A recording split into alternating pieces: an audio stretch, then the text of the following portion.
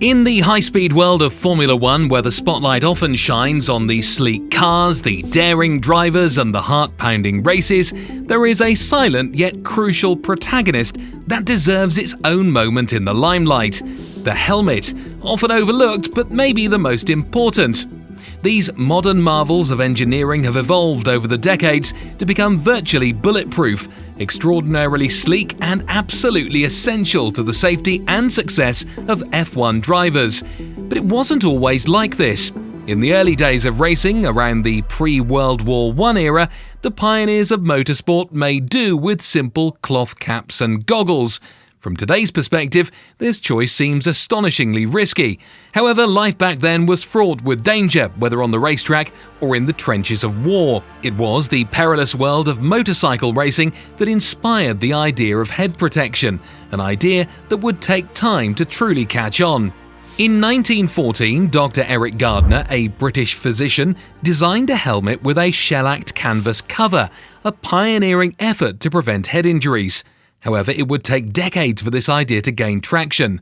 Many early racers continued to wear cloth caps or leather football helmets, offering little protection in case of a crash. The 1940s marked a turning point as somewhat protective helmets emerged. These early designs resembled little more than a soldier's or polo player's helmet, constructed from layers of cotton soaked in resin to create a hard shell with simple inner padding.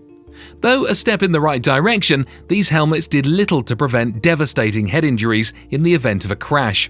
It wasn't until 1954 that the first purpose-made racing helmet, the Bell 500 TX, took shape. This open-face helmet featured a glass fiber laminate construction that extended to the jawline. It was considered the most effective helmet of its time and became the first to be safely certified by the Snell Memorial Foundation, which was established in 1957 following the tragic death of William Pete Snell due to a head injury in a motor race. Since then, the Snell Foundation has played a vital role in globally certifying helmets for safety and leading research and development in helmet technologies and design. However, even with this significant step forward, the combination of a balaclava and an open-faced helmet continued to be widely used in Formula One until 1968. That year, Dan Gurney collaborated with Bell to produce the first full-face helmet, known as the Bell Star. Gurney's motivation for a full-face design was given by his height, which made him more susceptible to being struck in the face by gravel and debris rather than crash protection. This innovative helmet also incorporated groundbreaking fire-retardant Nomex lining, reducing the risk of serious burns in the event of a fire. Interestingly, there was some initial resistance among F1 drivers in adopting full-face helmets. Concerns about visibility and ventilation were at the forefront of their minds. However, as the overall safety improvement clearly outweighed these drawbacks, drivers followed Gurney's lead in adopting full-face helmets. By the 1970s, full-face helmets became the standard. With the full-face era firmly in place, drivers began to adopt a wide range of helmet designs from various manufacturers throughout the 1970s and 80s. Memorable helmets include the Stormtrooper-esque Simpson Bandit of Elio De Angelis, the dual-eye Port Bell Star of Jackie Ickx, and the bizarre strapless GPA model worn by Gilles Villeneuve. The 80s witnessed a convergence in helmet designs, as the twin horseshoe clamp used to secure the helmet failed during Gilles Villeneuve's fatal crash at Zolder in 1982, leaving his head completely exposed. This tragic incident prompted a reassessment of helmet safety standards and design. The 1970s and 80s also brought a significant development in driver safety after Niki Lauda's infamous crash at the Nuremberg in 1976. Starting in 1979, drivers' helmets were required to be filled with a fresh air supply to provide them with additional time if caught in a blaze. This practice continued throughout the 80s until the threat of fire from a crash was greatly reduced thanks to advancements in car design. The personalization of helmet liveries became increasingly popular shortly after the introduction of full-face helmets in 1968. While simple designs like Jackie Stewart's famous paisley stripe and Graham Hill's dark blue London Rowing Club livery existed before, the increase in helmet size allowed for more striking and complex designs that would become a driver's signature. The 80s saw this trend gain real momentum as fans adorned the iconic Dayglow yellow helmet of Ayrton Senna, the red and white teardrop motif worn by Nelson Piquet, and Nigel Mansell's iconic Union Jack coloured arrow design, among many others. The 1990s marked the era of helmets as we recognise them today. They were constructed from cutting-edge materials such as Kevlar and carbon fibre, offering unparalleled lightness and strength. These new materials also allowed for the addition of features like fairings that prevented buffeting and aided the car's aerodynamics. Ventilation holes became a universal addition in this period, ensuring comfort and performance for the drivers.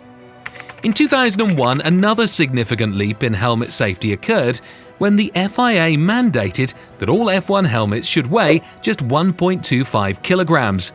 A new regulation designed to reduce the strain on a driver's neck during a heavy crash.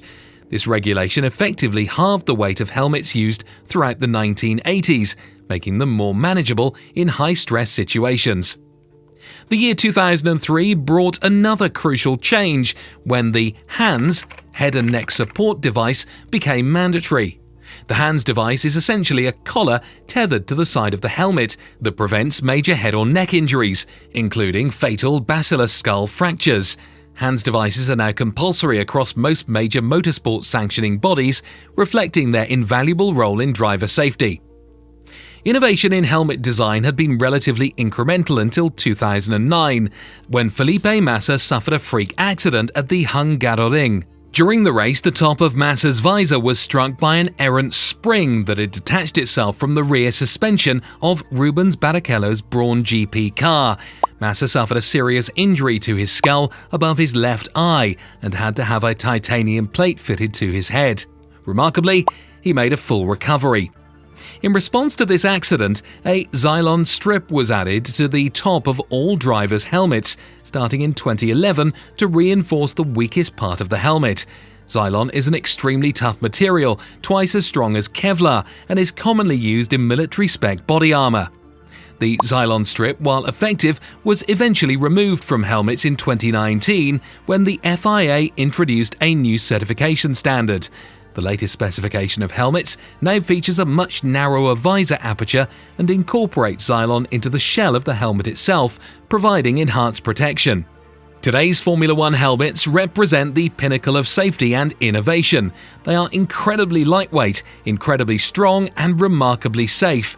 They can withstand temperatures of up to 790 degrees Celsius, resist a 225-gram projectile traveling at speeds of 250 kilometers per hour, and prevent a 1.2-gram air rifle pellet from penetrating the interior. These helmets weigh a mere 1.4 kilograms, a far cry from the repurposed polo helmets of yesteryear. In a sport where every detail is scrutinized and where fractions of a second can make the difference between victory and defeat, these helmets are not merely protective gear. They are engineering masterpieces, ensuring that drivers face the challenges of the track with the utmost safety and confidence. From humble beginnings, the evolution of the Formula One helmet is a testament to the unending quest for safety and the enduring commitment to protecting those who dare to chase the checkered flag. If you liked this video, then make sure to subscribe to DRS.